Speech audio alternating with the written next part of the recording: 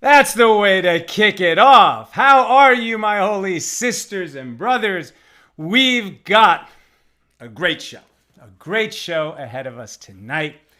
This is, let me catch my breath. This is Daf Mem Beis, page 42 of Tractate Yoma, the 6th volume of the Talmud. We're discussing the laws of Yom Kippur. Often we just do parts of the page to make the show as accessible and fascinating as possible to everybody who comes around.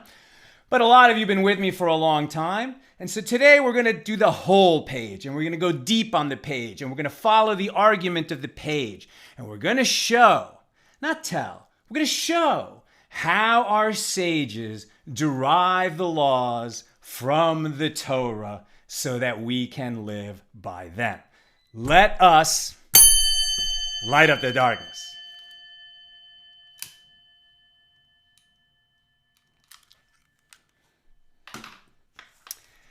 You know what else? Tonight is the 499th night, the 499th page of AT Daily. Tomorrow, Monday night at our regular time, 6 p.m. Pacific, is the 500th episode of AT Daily. I hope you'll join me tomorrow night. Join us so that we can celebrate. Nina is inside monitoring the comments. She'll be passing them to me for the question and answer period at the end, and she answers some stuff when she can during the show. She's also running a busy household with kids that have needs. Sometimes she has to attend to them. She's doing an amazing job. If you didn't catch Nina's recent shows on the Chafetz Chaim, I mean, people love them. They're amazing. They're on the page. They're on the site. Definitely want to check out Nina's shows on the Chafetz Chaim. None of this would be possible. Nothing at AT would be possible without Nina. A big hand and a shkoyach. May she be strengthened to Nina. Tomorrow's our 500th episode. All right, we always like to start with a bit of Torah, but tonight's bit of Torah relates directly to our page of the Talmud. I'm going to read you two passages from the Torah, and what we're going to see is that the law is clear in the Torah, but it doesn't cover every situation. There are questions that need to be asked and answered so that we know who is qualified and how it is qualified to be done when we're fulfilling our obligations. Now, these are obligations we can only fulfill when the temple is standing, but there are two obligations, one involving a bull, one involving a heifer. The bull is part of the Yom Kippur ritual, that the high priest makes an atonement for himself, for his family, and for his fellow priests on the day of Yom Kippur. The heifer, the female cow, this is the law of the red heifer that was sacrificed in a different way, not as a sacrifice on the altar, but because her ashes were needed to make the waters of purification, which would enable people who had come into contact with ritual impurity and were thus prohibited from entering the temple to go through a purification process requiring the waters of purification, which come from the red heifer. The ceremonies are similar but different. And today we're going to understand what is between them. My benehu, that's Aramaic. It's a phrase that comes up all the time in the Talmud. The sages make distinctions. How do we know in one situation that we're bringing a bull? A bull has to be slaughtered. Its blood has to be sprinkled on the altar in a certain way. Who is qualified to perform that service? Is the answer only the priests who serve in the temple? Or may a non-priest perform part of that service and the service remains valid? Is it the same answer for the ceremony of the red heifer? Can a person who's not a priest perform that service and it remains valid? There are different outcomes to these questions for different reasons. Today we're going to do the whole page. We start with the Torah verses that the bull and the heifer are based on. The verse of the bull is found at Leviticus 16:34. And we'll actually start a little bit earlier at 16:32 for clarity. The Cohen, we'll start at 31. It is a Sabbath of complete rest for you, and you shall afflict yourselves, an eternal decree. This refers to Yom Kippur. It is a Shabbos in the sense that it is a complete cessation of work, but it is beyond Shabbos because we also fast. We afflict ourselves on Yom Kippur, unlike Shabbos. We don't do work like Shabbos, but we also fast, which makes it a unique day in the year, the Day of Atonement.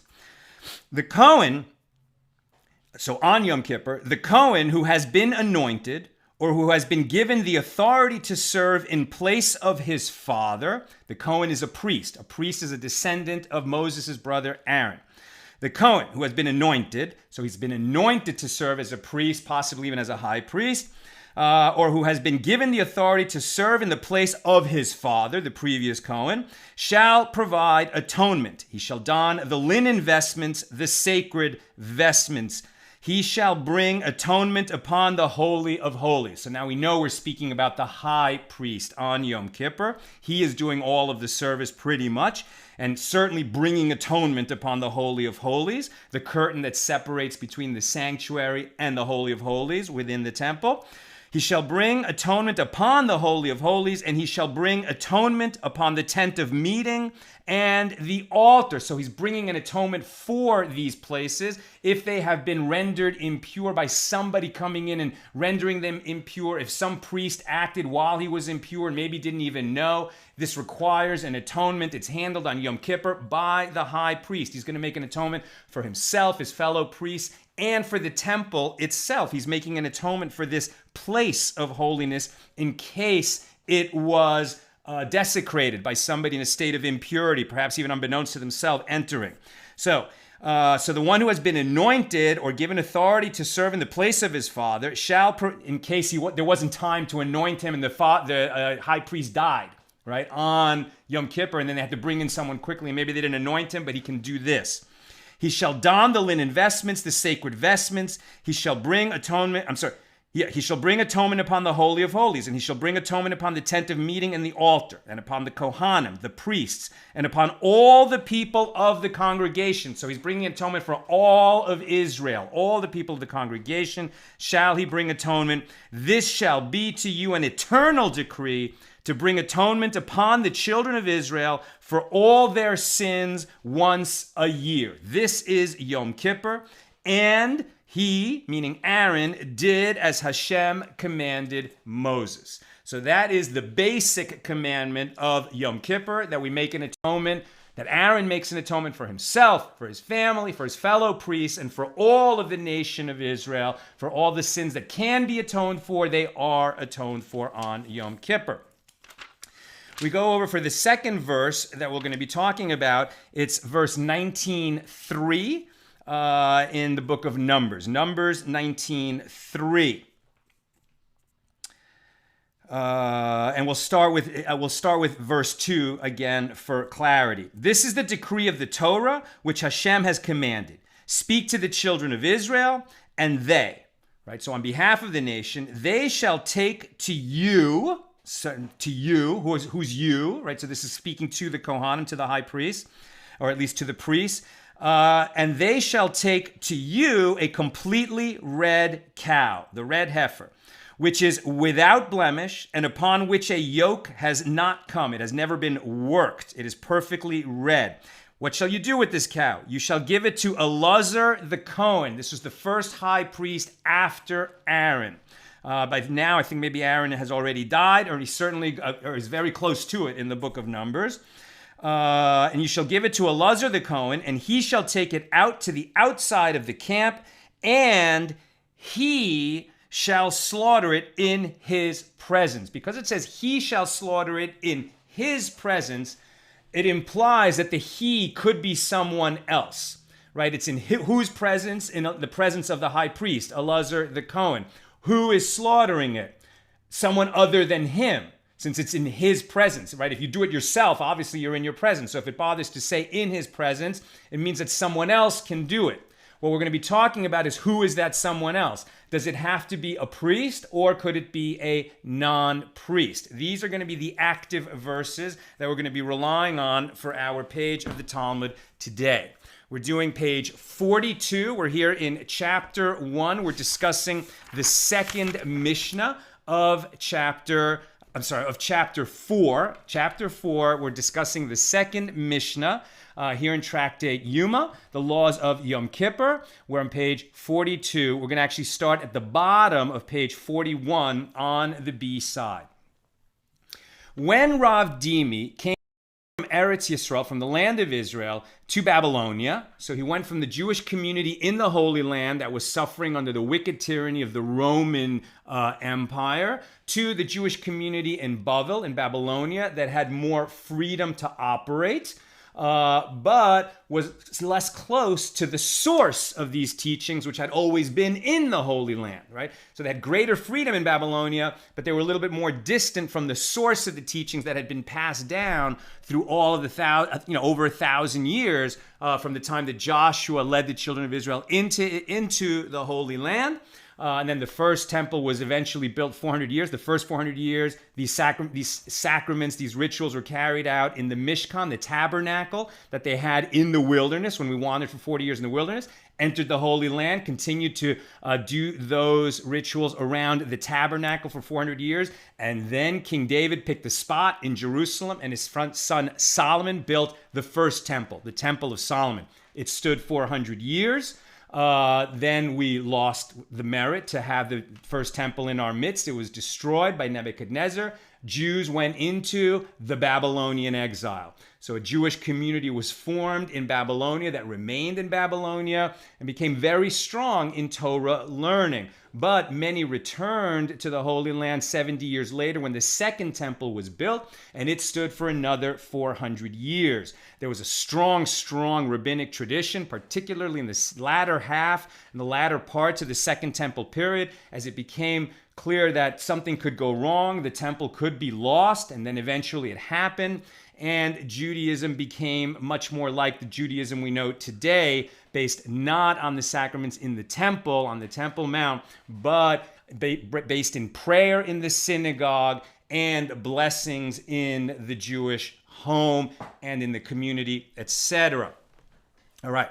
So Rav Dimi came from Eretz Yisrael to Babylonia, and he said in the name of Rabbi Yochanan, I heard a teaching that there is a distinction between 3 strips of crimson. As we were discussing yesterday, there's a crimson strip. Someone asked, what's it made out of? It's made out of wool. And the crimson strip is used in several ceremonies. It's used on Yom Kippur, and it's tied, as we saw, around both goats, the one that stays in the temple and the one that goes out to the wilderness and is thrown over the cliff at Azazel. And in the ceremony of the Red Heifer, which when it's burned, they toss some red wool thread into that fire. And it's part of the rituals of purification that end the Mitzorah status, the status of one who has tzara'as, as what we translate as a leper, right? But it's a Mitzorah, somebody who's been suffering from the spiritual malady, tzara'as, which no longer exists. But then meant something was going wrong in your life and you needed to take a break and recalibrate where you are, and you needed to separate yourself from the community. You needed to quarantine yourself from the community because you were spiritually contagious, right? You needed to be kept away from the community because maybe you engaged in lashon hara, wicked speech. When it came time to rejoin the community, there were several rituals that were necessary, and one of them involved a red thread. So there's a red thread in these 3, there's a common red thread in these 3 ceremonies of the Yom Kippur goats, of the Red Heifer, and of the Mitzorah. So says Rav Dimi in the name of Rabbi Yochanan, I heard a teaching there that there's a distinction between these 3 red strips. They're not all the same red strip. One of the red heifer and one of the scapegoat of Yom Kippur and one of the leper, one of the Mitzorah. One of them must have the weight of 10 zuz, and one of them must have the weight of 2 selah, which is 8 zuz, and one of them must have the weight of a shekel, which is 2 zuz, but I can't explain which is which. So they're saying that there's a minimum measure of the weight of this red thread, and these measurements we can translate to something a little bit easier for us. One of them has a measurement of about 8 grams worth of material. That's 1 shekel. The other one is 2 selah, sela, which is about 32 grams, more or less. And the other one, which is 10 zuz, is about 40 grams. So there's 3 measurements of how much of this material, this red thread, you need. 8 grams, 32 grams, or 40 grams. Okay. I just realized that I didn't welcome everybody from all your different cities, and I apologize. There's just so much to do. I know you'll forgive me, but a big shout out to everybody who's with us every day, and I call out your names every day, and I really appreciate you being there, and it's fun that you're there at the beginning of the class, and we see, all our regulars. And I know a lot of people can't make it right away, and then you join us and you tell us where you're coming in from, and we love that too. So welcome everybody. But let's keep going. Okay, so there's these 3 weights that are the minimum measures of the red thread. Okay, the small, medium, and large. 8 grams, 32 grams, and 40 grams. The medium and large, the medium is closer to the large than to the small. All right. And Rabbi Yochanan,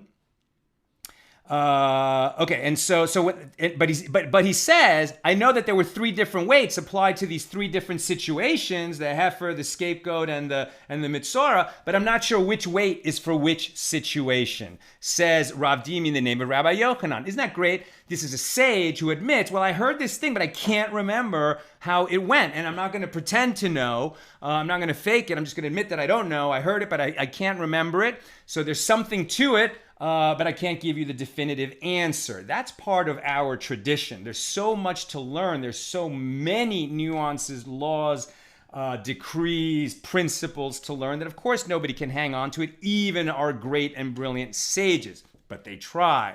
So when Ravin came from Eretz Yisrael to Babylonia, he explained what these 3 measures were and how they apply to the 3 situations. And he did so in the name of Rabbi Yonasan. And he said that this crimson strip, the red thread of the red heifer is the one that's 10 zuz. That's 40 grams. That's the large, right? That's the heaviest weight. And the strip of the scapegoat is 2 sela. That's like 32 grams. So that's the medium, sort of the high medium. And the strip of the leper, the mitzorah, is a shekel, which is 8 grams. That's the smallest of the measures. And Rabbi Yochanan further said, Rabbi Shimon ben Chalafta and the rabbis disagree with regard to the strip of crimson of the red heifer. One said it has a weight of 10 zuz, the heaviest measure, and one said it has a weight of 1 shekel, the smallest measure. Right, so there were some that disagreed on the minimum requirement for the red heifer, but their disagreement was between the largest measure and the smallest measure. And your mnemonic, your memory device for remembering, this is what the Gemara is telling us, and here's your device for remembering, that while both assume that only one of the extreme values was required, no one suggests the middle value of 2 sela, the middle value of about 32 grams. And there's an aphorism from a Mishna that God equally values both the one who gives much and the one who gives little, as long as their intention is to heaven.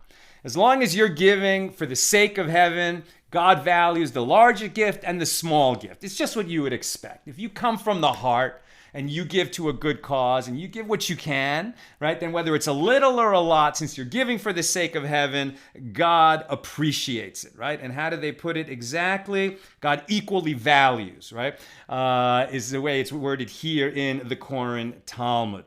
And so that's just to help you remember that there was a split of opinion between Rabbi Shimon ben Chalafta and the rabbis, and one of them said the minimum measure and one said the largest measure in the case of the red heifer. Now we're still figuring out what are these minimum measures for these 3 different situations, and we see there's even disagreement about what is the measure for the red heifer situation. Now Rabbi Yirmiyah of Difti said to Ravina, it is not with regard to the strip of the red heifer that they disagree, not the red heifer situation. Rather, it's the strip of the scapegoat that they disagree. And on that very day that they disputed the issue, Ravya Bar Kisi died. One of their fellow sages died while they were disputing this particular issue. And so they made a memory device out of his death. And they associated the law with his name. The death of Ravya Bar Kisi atones like the scapegoat, since the death of the righteous person atones for his generation. Right? He was a beloved sage. And since he died when they were discussing this law, they said, you know what? He atoned like the scapegoat, right? He was such a righteous person that while he was alive, It was like God put up with a lot of our sins because at least we had among us such a righteous person as him. But then he died, and it's almost like losing a scapegoat, right? Losing one who can take away our sins or lessen the severity of the decree against us because of our sins, because he is so righteous, right? And it's because, and that's to help them remember that this earlier dispute about which is the minimum measure was not in the case of the red heifer, but rather in the case of the scapegoat of Yom Kippur. Rabbi Yitzchak said, I heard a teaching that there is a distinction between two slaughters, one of the red heifer and one of the bull of the high priest on Yom Kippur. This is our subject today here in our class.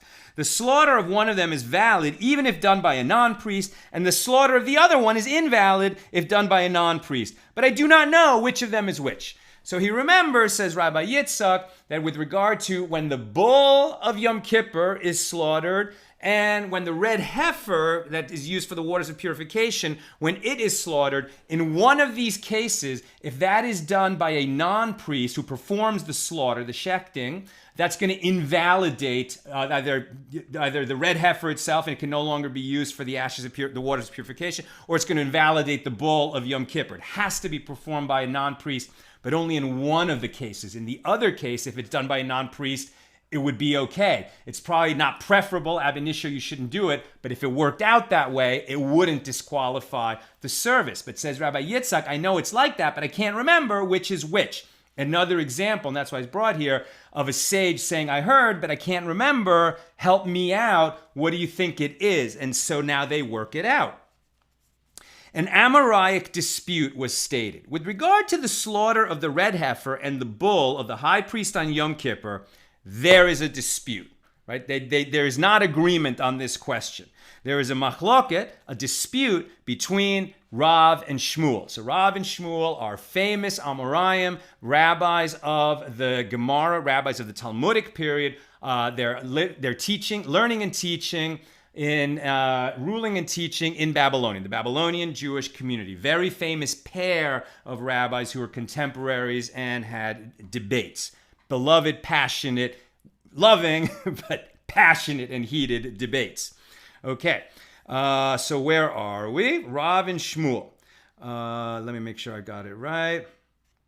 Okay, so with regard to the slaughter of the red heifer and the bull of the high priest on Yom Kippur, there's a dispute between Rav and Shmuel. One said a red heifer slaughtered by a non-priest is not valid, whereas the bull of the high priest slaughtered by a non-priest is valid. And the other one said his bull is invalid, but the red heifer is valid. So they both agree that the two cases are different, that there's a different outcome for the bull as for the red heifer. One can be done by a non-priest, and one must be done by a priest.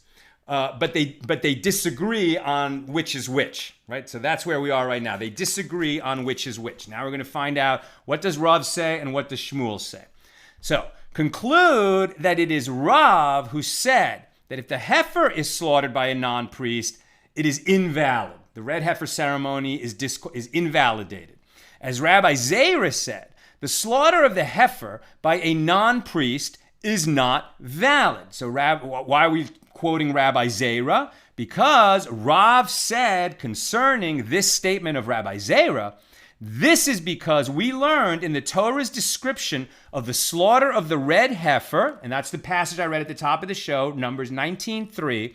It said, Elazar the priest, and in the previous verse, Numbers 19:2, statute. Statute means it's for all time. This is a law. You're going to have to do it the same for all time, not just the first time when Aaron's sons did it in the wilderness, when Aaron and his sons did it in the wilderness, but for all time. It's going to be like that every year. But it mentioned Elazar the priest, who was the high priest who followed his father. And therefore, since it was mentioned in the law of the red heifer, they believe that it has to be done by a priest for all time. That's what they're reading from the fact that Elazar the priest and statute are mentioned in those two verses, Numbers 19:2 and 3. Because Elazar is mentioned, it indicates that the slaughter should be performed by a priest.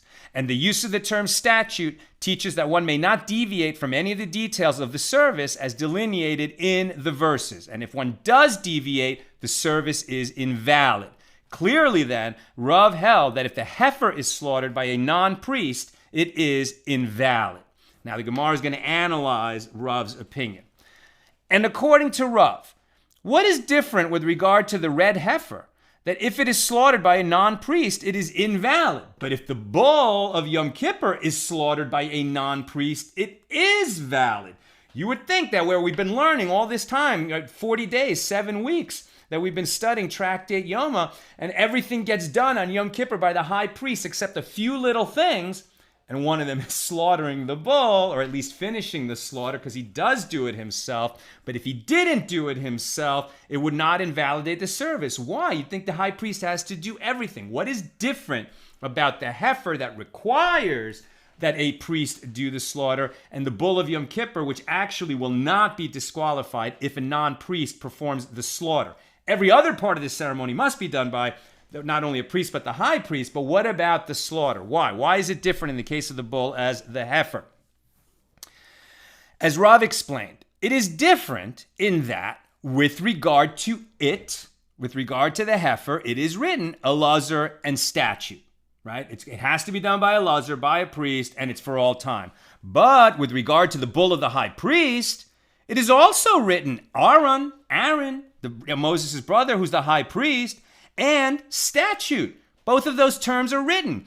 Aaron is written in Leviticus 16:11, and statute is written in Leviticus 16:34. So based on Rav's logic, that indicates that a priest should be indispensable to both ceremonies, both the heifer and the bull. And the Gemara explains, the slaughter of the bull by a non-priest is valid because slaughtering is not classified as a sacrificial service. When it says that Aaron shall perform the sacrificial service, it's the sacrificial service that Aaron and his descendants must perform. But slaughtering is not an essential part of the sacrificial service, is what we're learning here.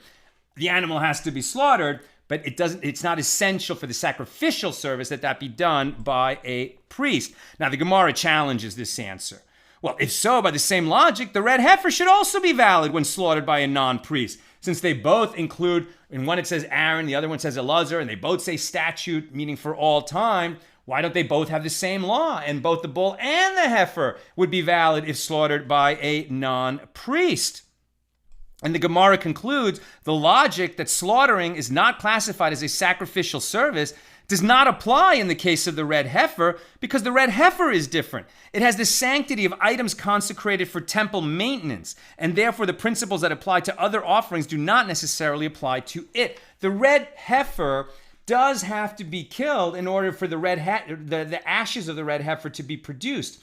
But killing the red heifer is not a sacrifice. It's not bringing a sacrifice on the altar. Rather, it is creating something that is needed for the running of the temple. You need waters of purification so that people who've been exposed to ritual impurity can enter the temple compound. And if you didn't have these waters of impurity that require the ashes of the red heifer, people once become tamei, ritually impure, they can never come back to the temple. So of course you need it, but it's not the same laws as the sacrifice.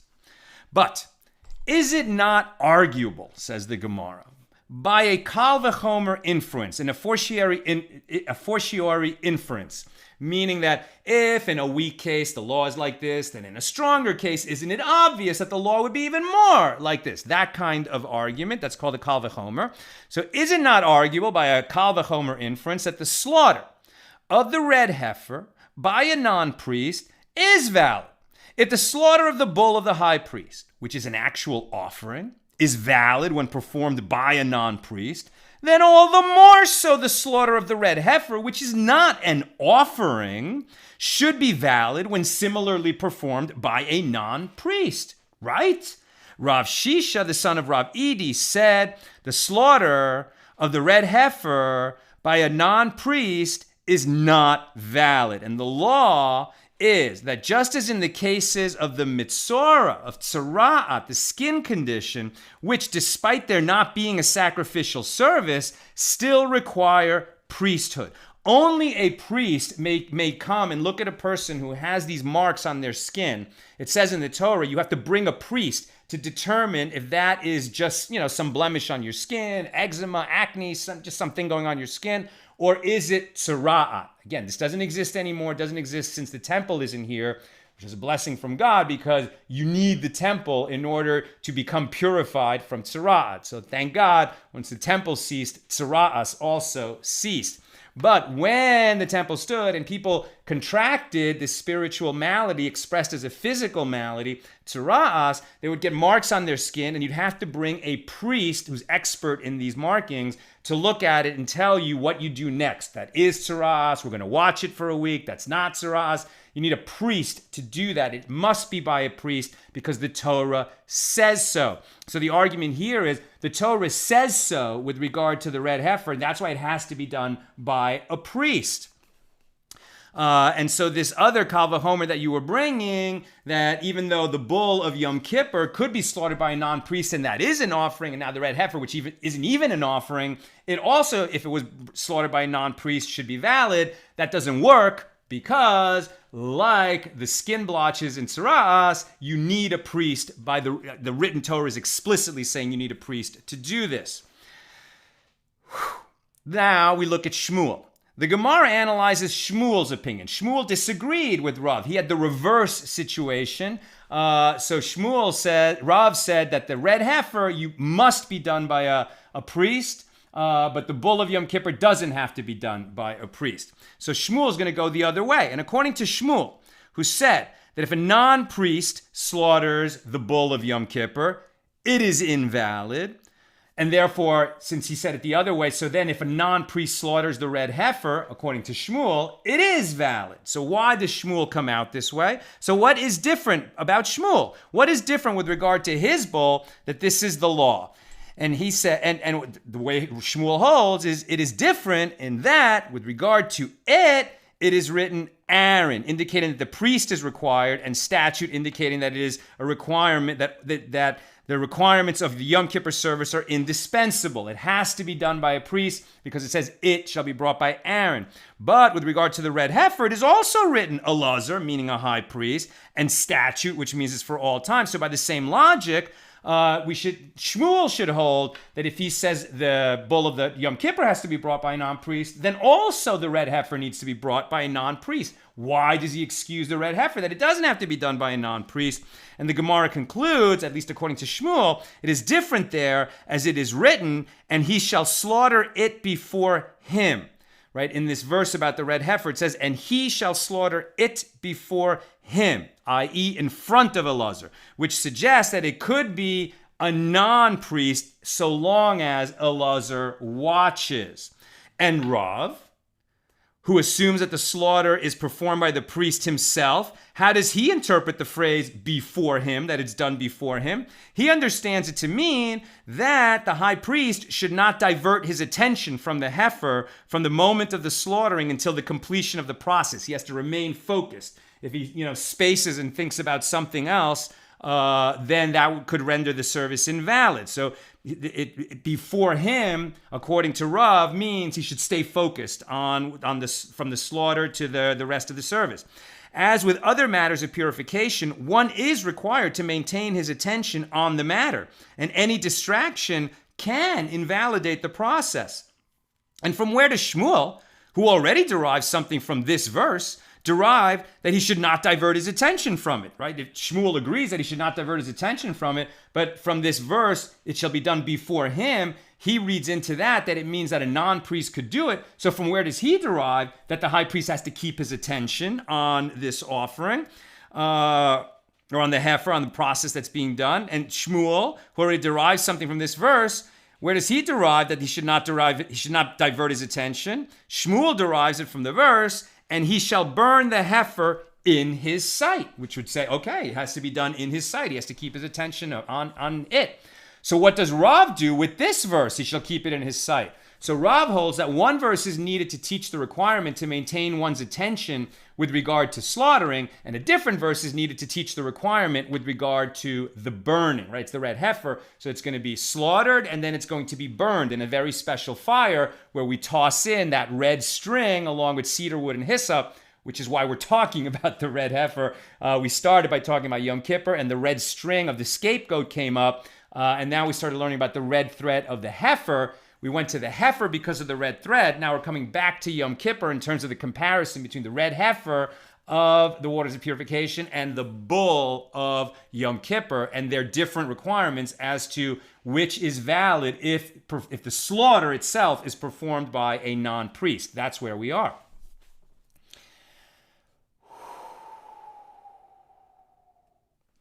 And it is necessary to have the requirements stated in both cases, since if the merciful one had written only with regard to the slaughtering, I might have limited the requirement to that case because it is the start of the temple service. But with regard to the burning, I could say that no, there is no requirement. Therefore, it is necessary to teach the requirement also in the case of the burning. And if the merciful one had written the requirement only with regard to burning, I might have limited it to that case because it is now that the heifer is actually being made ready to be used. But with regard to slaughtering, I could say that no, there is no requirement. Therefore, it is necessary to teach the requirement also in that case. As the requirement is mentioned with regard to 2 stages of the rite of the red heifer, this suggests that it does not exist for every stage. So therefore, the Gemara asks, it is written this way in order to exclude what? Right? Why are we saying that, okay, you have to maintain your attention on this part and that part? So once you said you have to make sure you maintain your attention on both this part and that part, okay, well, maybe there's other parts where you don't have to maintain your attention. So what are all these stages of this ritual? And is one of them excluded where it doesn't have to be performed by a non-priest, or the high priest doesn't have to have his attention on the matter at hand? And if that didn't happen, it would still be valid. What are we excluding? If we say it's written in this way to exclude from the requirement the stages of gathering its ashes and filling the water for sanctification, i.e., taking the water in order to pour it on the ashes and mix them together, right? Ultimately, the red heifer is slaughtered. Then it is burned. So it's slaughtered. It's going to have to probably be divided into parts. Then it's brought on a big fire. It's that little ritual, the red thread with the cedar wood and hyssop is tossed into the fire. Eventually, it's a bunch of ashes. Then it's part of the next part of the job is going to be gathering ashes and then mixing ashes with water to make waters of purification while the rest of the ashes go into storage. Do those parts of the process have to be done by a priest, or the whole thing is disqualified? That's what we're asking now. So if we say that this is to exclude and maybe gathering the ashes and filling the water of sanctification, maybe that doesn't have to be done by a priest. Well, this is mistaken because Numbers 19:9 says, "And it shall be kept for the congregation of the children of Israel for a water of sprinkling." And this was written, and the use of "shall be kept" indicates that one must maintain attention even during these stages of gathering the ashes and adding water. At least the high priest has to be focused on it, or a priest has to be focused on it. Rather, perhaps it is to exclude from the requirement the stage of casting the cedar wood and the hyssop and the strip of crimson. Maybe that doesn't have to be thrown into the fire by a priest, or maybe the priest doesn't have to have his attention on it when it's thrown in, as long as it's thrown in and it burns up properly. And the requirement does not apply to this stage, as they do not pertain to the heifer itself. Well, there was a dispute among the Amoraim, the rabbis of the Talmud, of the Gemara, so there's a dispute between the Amoraim, and it was stated with regard to the slaughter of the red heifer by a non-priest. We're going directly to this question now. Can the red heifer be slaughtered by a non-priest? So there was a ruling on this among the Amoraim. Rabbi Ami said, it is valid. Rabbi Yitzchak Napacha said, it is invalid. And Ula said, it is valid. But some say that Ula said, it is invalid. So we don't have a thorough ruling, right? We do not have a ruling yet. So we keep going, and maybe we'll come back and see where did the halacha end up. So Rabbi Yehoshua bar Abba raised an objection to the opinion of Shmuel that the slaughter is valid of the red heifer if performed by a non-priest. Shmuel says yes, Rav says no. Rabbi Yehoshua bar Abba raised an objection to Shmuel that the slaughter is valid if done by a non-priest, thereby providing a support for the opinion of Rav. So Rabbi Yehoshua believes Rav is right, it is invalid, and he brings the following proof. He says, I have a derivation only with regard to the sprinkling of the red heifer's waters, that they are not valid if sprinkled by a woman, as opposed to when sprinkled by a man, and that the sprinkling is valid only during the day. right? Another part of this law, the sprinkling, creating the waters of purification and using them, sprinkling them on a person who's impure, another part of this law, the red heifer and the waters of purification, has to do with a distinction between can it be done by a man versus can a woman do it or only a man? What are we talking about here? Numbers 19:19. And the pure one shall sprinkle upon the impure on the third day. So this is part of the purification of someone who came into contact with a corpse, with a dead human body, and he needs to be sprinkled with those waters mixed with the ashes of the red heifer on the third and I believe the seventh day of his purification process. But this specific verse, the pure one shall sprinkle upon the impure on the third day. What do we learn from that verse? The use of the terms pure one. Now, the pure one is the pure male. Because in Hebrew, unlike English, Hebrew is more like Spanish and French, that words have a masculine and a feminine form. So when it says the pure one, it's done in the masculine form, and it indicates that the one who is doing the sprinkling must be a male human. And the word day, and the pure one shall sprinkle upon the impure on the third day. And the word day indicates that the sprinkling is valid only if performed by a man and during the day. Now, from where is it derived to include the following stages among those stages that must be performed by a man and during the day in order to be valid? So which are the ones that all of this has to be done by a man and during the day, or the whole thing won't be valid? The slaughter. The red heifer has to be slaughtered during the day and by a man. Its blood has to be collected during the day by a man. The sprinkling of its blood during the day and by a man. And its burning and the casting of the cedar wood and the hyssop and the strip of crimson into the fire. From where do we know all that? The verse says statute at Numbers 19:2. At the beginning of the section of the red heifer to indicate that the same rules govern all stages of the rite. As such, I might have thought that I should include even the collection of the ashes and the filling of the waters and the sanctification. Therefore, the verse states, this is the statute, and the word this limits the scope of the requirement that the rite must be performed by a man and during the day, applying to these stages. So basically what we see is there's a bunch of stages in this ceremony of the red heifer, and the word this applies to some of those stages, but not all, or this day, or statute, right? So we're seeing how the sages read into it so that they can answer these questions. Can it be done by a woman? Can it not be done by a woman? How do we know? And they're going to be closely reading, like a constitutional lawyer reads the Constitution. Even more, the sages over thousands of years have studied the exact language to understand what are the permissions and limitations of these words. And if the word statute serves to include all stages in the law, and the word this serves to exclude some stages, so what did you see to include these stages and exclude those? How do you know which ones are included and which ones are excluded? On the basis of what are you making that decree?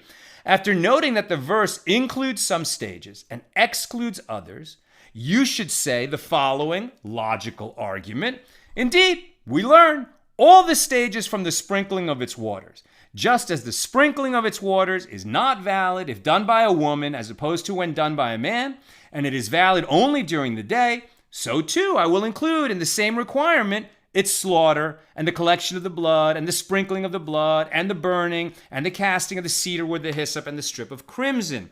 Since these stages are not valid if done by a woman as opposed to when done by a man, as indicated by the verses that state that they are to be done by a serving priest, who by definition is a man. That's how we know it's done by a man. Since the priests are all men, there are no women priests. Then it is logical to also include these cases in the law that they are valid only during the day. So what am I going to exclude?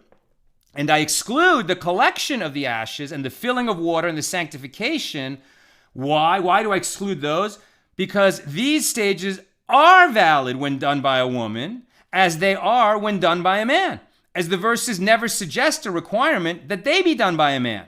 right? So the idea that it has to be done by a man was written to some of these, but not all. And so these particular stages are left out of that requirement. So therefore it's okay if it's done by a woman. Therefore it is logical that these stages are valid both during the day and during the night. If we're going to tie those two ideas together, that it has to be done by a man to it must be done during the day, then the ones that don't have to be done by a man also can be done at night. And which are those? The collection of the ashes, right? And which ones are those? The collection of the ashes and the filling of water and the sanctification. So, Rabbi Yehoshua bar Abba originally cited the Baraisa to challenge Shmuel's opinion that the slaughter of the red heifer by a non-priest is valid. That's what we were talking about. Rav said the slaughter by the bull of Yom Kippur by a non-priest is valid, but the red heifer must be slaughtered by a priest. Shmuel said the slaughter of the bull on Yom Kippur by a non-priest is not valid, but the red heifer, if it's slaughtered by a non-priest, it is valid. That's the difference between them. My Benehu, that is what is between them. So Rabbi Yehoshua brought this argument to help buttress Shmuel's opinion. And the Gemara asks, and what is the challenge from this Baraisa? How does bringing this Baraisa we're discussing now help him challenge Shmuel's position? If we say that since these stages are invalid if done by a woman, one should conclude that they are also invalid if done by a non-priest. So then let the stages of sprinkling the water serve as a proof that one should not necessarily connect these two laws, because the sprinkling is not valid if done by a woman, and yet it is valid if done by a non-priest. If so, what was the basis for the challenge? So Abaye said, no, you misunderstood. This is the challenge. With regard to a woman, what is the reason she may not perform these stages of the red heifer procedure? And the verse states, Elazar, the son of Aaron, indicating that the requirement for a man and not a woman, for a priest and not a non-priest, includes a man and not a woman. So the same logic should also apply to a non-priest. The verse states, Elazar, indicating the requirement for a priest and not a non-priest. So once you're reading that Elazar teaches you it has to be a man and not a woman, you should also read that it requires a priest and not a non-priest. And the Gemara considers other aspects of the ceremony of the red heifer. Ula said, throughout the entire passage of the red heifer, certain conditions apply to some stages of the rite of the ritual, but not to others. These conditions are derived from the phrasing of the verses. In some stages, the conditions implied by the phrasing of the verse preclude the application of conditions that are implied by a previous verse that was talking about a previous stage in the process. So a verse describing one stage may imply the existence of a certain condition which applies to that stage, but a verse describing a subsequent stage indicates that that condition which applied to the previous stage does not apply to the next stage. However, in other stages, the conditions implied by the phrasing of the verse stand on their own and continue to apply in subsequent stages, i.e. the verses in subsequent stages do not exclude the application of a condition derived from the verses of a previous stage. So what you see is there's no universal principle that, okay, whatever applies to the beginning of the process has to apply all the way through. We're going to learn at different stages of the process that there's different requirements and limitations, and we're going to be very specific when we get to a new condition or limitation. What does it apply to? All of the ritual of the red heifer, or just a particular part of the ritual of the red heifer? The Gemara proceeds to demonstrate. Ula is going to demonstrate Ula's claim that these conditions and limitations apply differently to different stages of the process by expounding the verses throughout the passage of the red heifer. The verse states with regard to the red heifer, and you shall give it to Elazar the priest, and he shall take it outside of the camp, and he shall slaughter it before him. Again, it says Elazar shall take it out, right? Give it to Elazar the priest, and he shall take it out to the outside of the camp, and he shall slaughter it before him. So that's that ambiguity. It says he shall slaughter it before him. Who's he and who's him?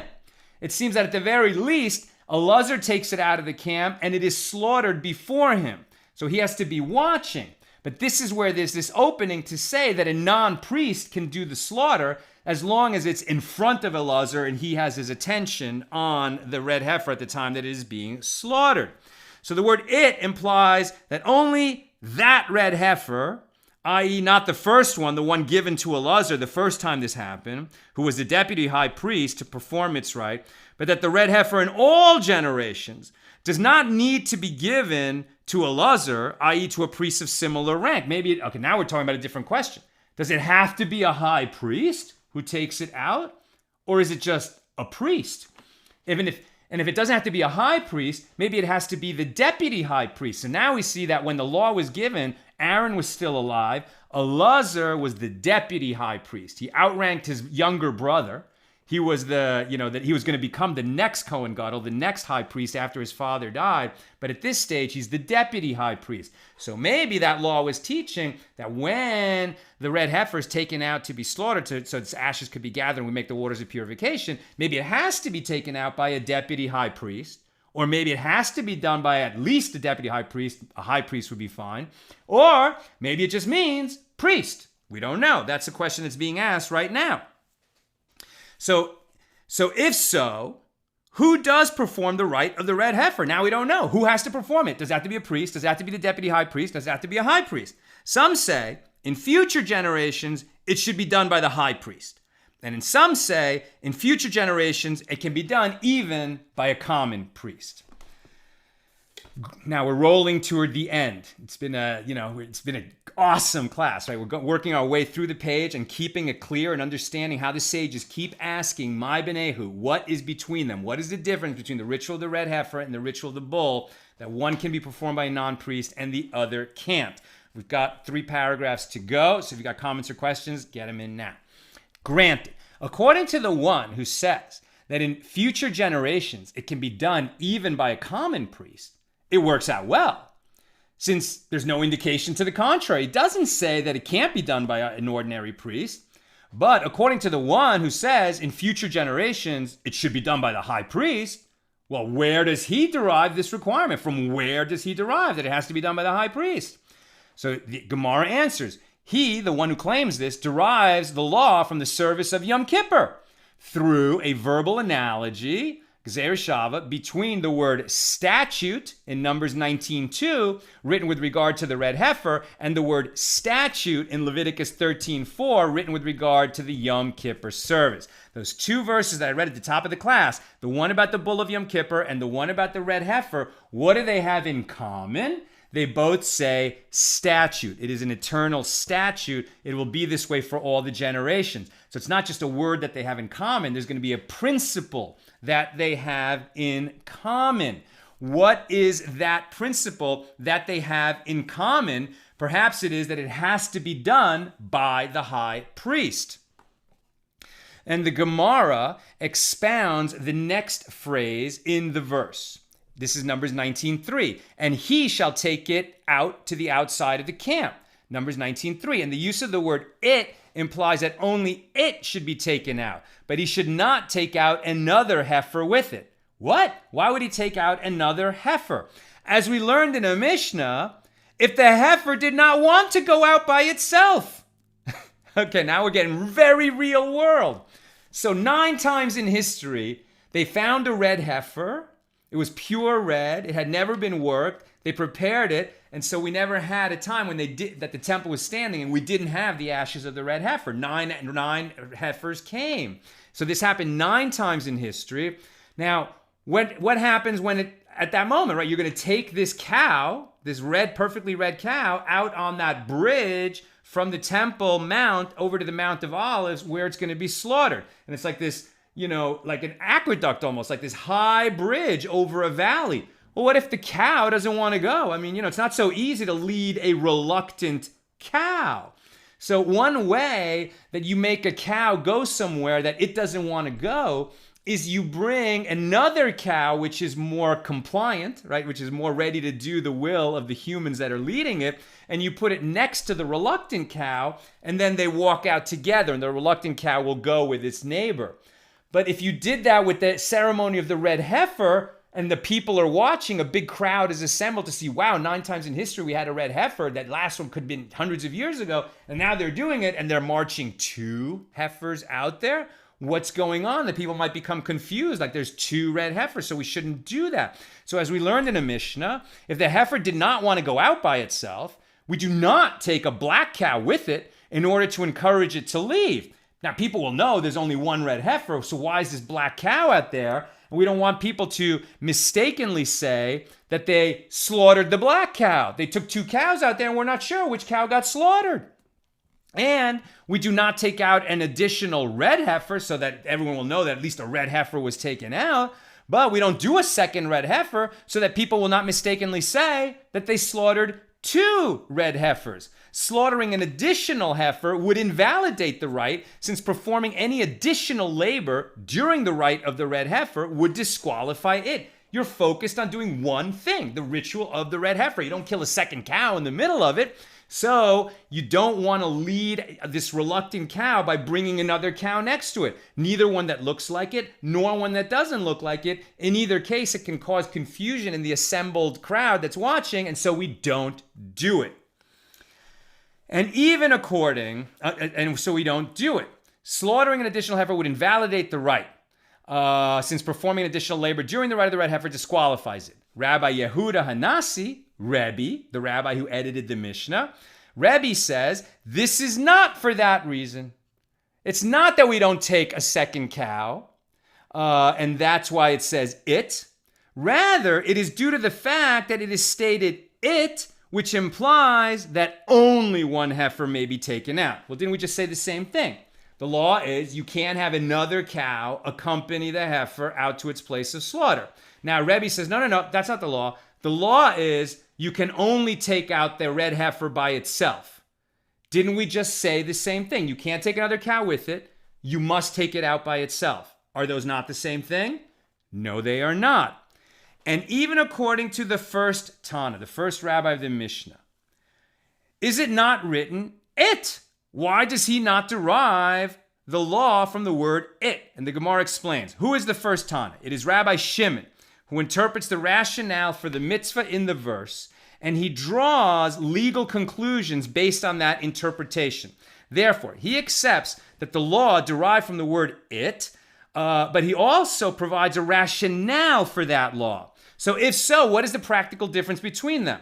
My benehu, what is the practical difference between them? One of them said, you cannot take another cow along with it. Not a black cow, not another red heifer. The other said, it must go out alone. What is the difference between them?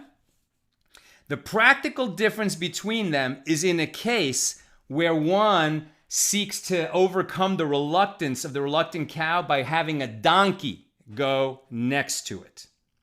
According to the first Tana, this would be permitted.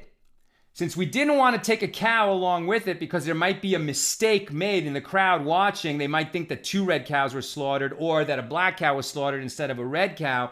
If we take a donkey next to it, everyone's going to know that their heifer was slaughtered, not the donkey.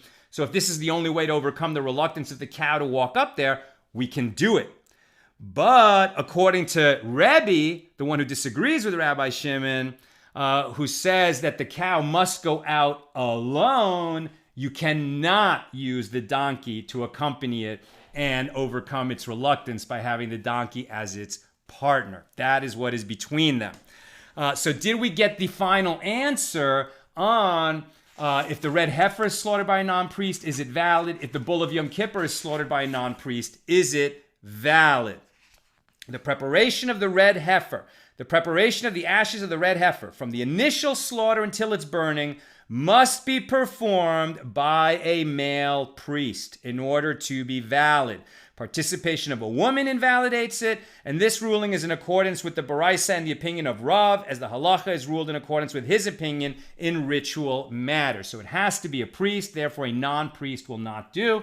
And so the way this has been going, that would imply that the red heifer must be done by a priest, but as we learned before, the bull of Yom Kippur does not have to be slaughtered by a non-priest. It always was, but if it had, for some reason, been slaughtered by a non-priest, it would remain a valid slaughter during the ceremony of Yom Kippur. Okay, let's go to your comments and questions. I know this is a long class, so we won't take too many comments and questions. Hold on a second.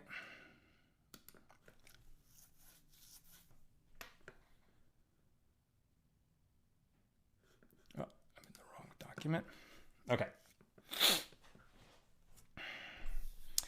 Gail Kennington says, what are the qualifications for the bull to be a sacrifice? Right, so that wasn't part of tonight's conversation. There certainly are qualifications. One is it's male. It's a bull and not a heifer. And then I think in terms of how old the bull has to be, there's a minimum age. My memory says in its third year. I could be wrong, but there's going to be an age requirement. It's not going to have to be any particular color. The red heifer has to be red. The bull doesn't have that kind of a specification. Of course, it's going to have to be a valid offering, so it can't have the kinds of blemishes that would invalidate any animal sacrifice that was brought in the temple.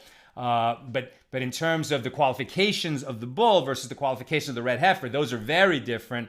What we were talking about tonight was, can we derive from one of these laws to the other, whether if the slaughter stage of that ritual was performed by a non-priest, is it the same answer for both? And indeed, it was not.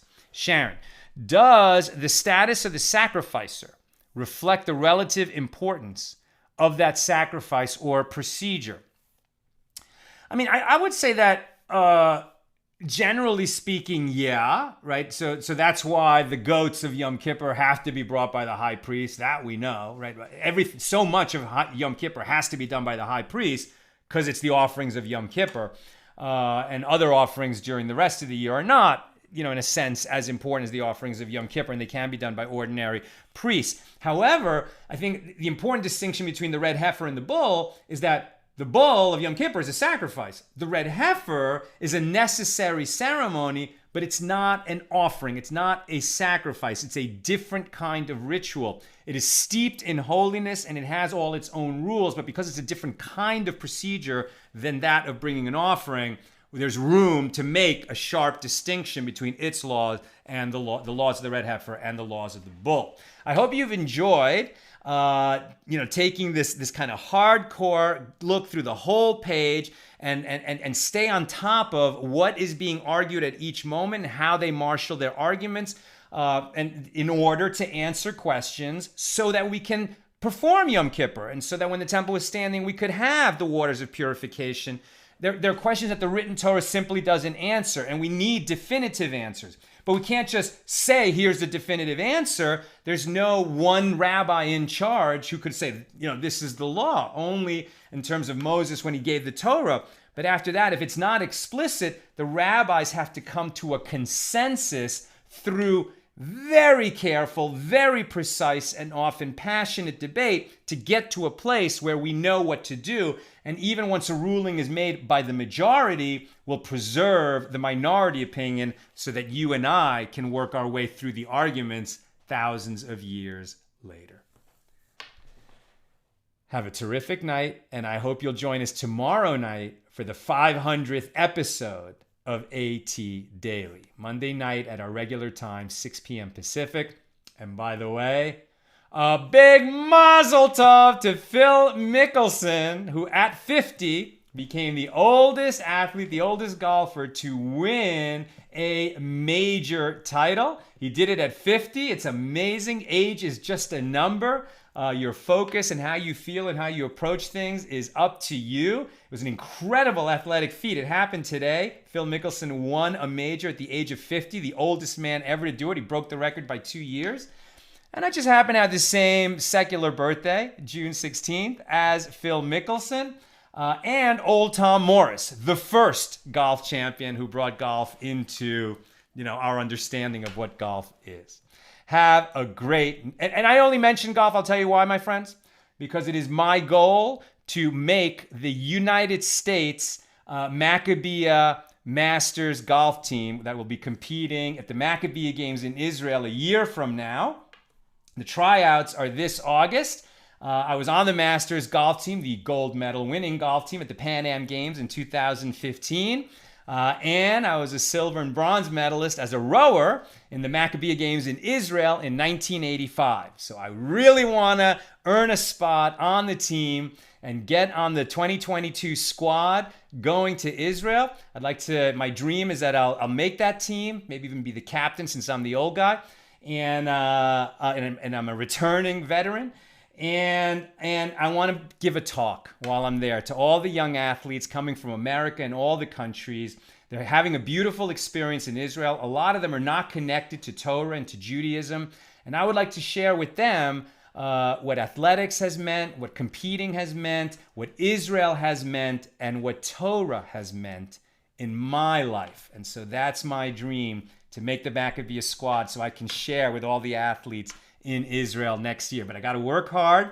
I don't have time to play a lot of golf, but I have a practice little facility, just a mat and a net in my backyard. And I hit that, and I try to get my game in shape so that I can earn a spot on that team this summer. And I hope you guys will, root for me, root for Sal to get on the team. That's it. Have a great night.